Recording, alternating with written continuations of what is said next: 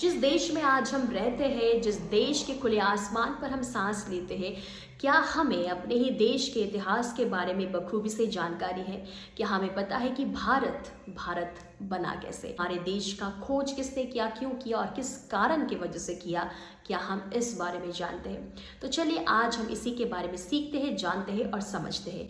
Hello and नमस्ते everybody, मैं हूँ शिवानी, पेशे से एक शिक्षिका, और आज आप लोगों के बीच में लेके आई हूँ कुछ भारत की बहुत ही गहरी और बहुत ही श्रेष्ठ कहानी लेकर। ये कहानी शुरू होती है हजारों हजारों साल पहले, जब विश्व के सारे लोग एक ऐसे देश के खोज में थे, एक ऐसे देश तक पहुंचना चाहते थे जो उनके लिए जादुई देश और ज़मीन से कम नहीं था। उन्हें एक ऐसे मैजिकल जादुई ज़मीन पर जाना था जहां पे उन्हें जितने सारी चीज़ें चाहिए थी ना, वहां पे सारी की सारी वो चीज़ें मौजूद थी।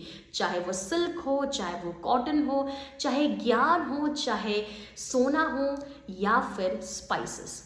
और उस टाइम पे ऐसा था कि जो स्पाइसेस थी ना, उसकी जो वैल्यू थी वो सोने से भी बहुत ऊपर थी।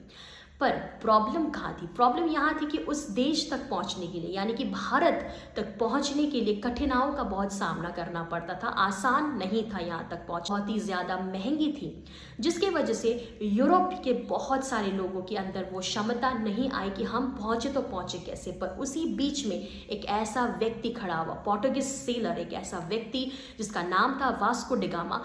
एक ऐसे व्यक्ति ने यह डिसीजन लिया कि चाहे कुछ भी हो जाए, मैं तो इस जगह पर पहुंच कर ही रहूँगा। और उसके इस एक फैसले ने हमारे पूरे देश की किस्मत को ही बदल कर रख दी, उसके आकार को ही बदल कर रख दिया। वास्को डी गामा ने यह निर्णय लिया कि चाहे कुछ भी हो जाए, मुझे उस ज़मीन तक तो पहुंचना ही है।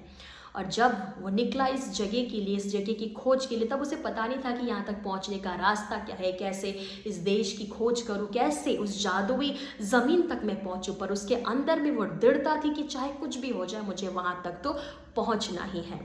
तो वो निकल गया अपनी इस डरावनी जर्नी पर, इस डरावनी एक यात्रा पर वाया सी रूट। तो एक ऐसा समय आया 1498 में, जब उसने इस देश को, इस ज़मीन को प्राप्त कर लिया था। और जब उसने देखा, कैलिकट नामक जगह में आके खड़ा हुआ, आज के प्रेजेंट टाइम में कैलिकट को केरला भी कहा जाता है। जब उस जगह में आके रुका और उसने देखा कि देखिए भाई, ये जगह तो कितनी बड़ी, जो मेरे कल्पना में भी थी उससे भी श्रेष्ठ है, जो मैंने सोचा था, जो मैंने कल्पना किया था उससे भी महान है। तो जब उसने देखा कि इतने सारे लोग यहाँ रहते हैं, ये देश तो वाकई में जादुई है, और ये देश में तो सच में बहुत ज़्यादा धन है, बहुत ज़्यादा वेल्थ है, ज्ञान है, जो सारी चीज़ें उन्हें चाहिए थी वो सब कुछ है। तो इस तरीके से एक इंसान के निर्णय ने, एक इंसान के खोज ने पूरे लोगों के लिए भारत तक आने का दरवाज़ा हमेशा के लिए खोल दिया, जो कि बहुत ही आसान सा रास्ता था, और वो रास्ता था समुद्र से होकर।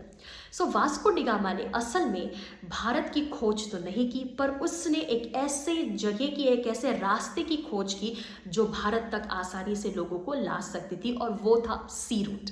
और एक इंसान की खोज ने हमारे देश भारत का पूरा नक्शा और उसकी पूरी फ्यूचर ही कहीं ना कहीं बदल दी।